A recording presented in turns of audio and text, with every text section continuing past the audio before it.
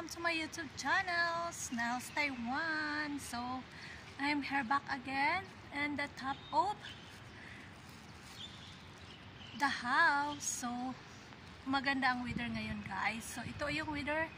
Time check is 2:40 PM. So, may mga awit ng mga ibon. Ito, guys. So, yan. Ang ganda ng weather dito ngayon. So, mag-uumpisa ako sa day 9 ko, guys. Day 9 ng basic exercise. So, see you! Oh! May bago na naman ako, guys, na exercise. So, ito po yun, guys, mga scrap. Scrap to ito ng yung mga takip ng mga prutas.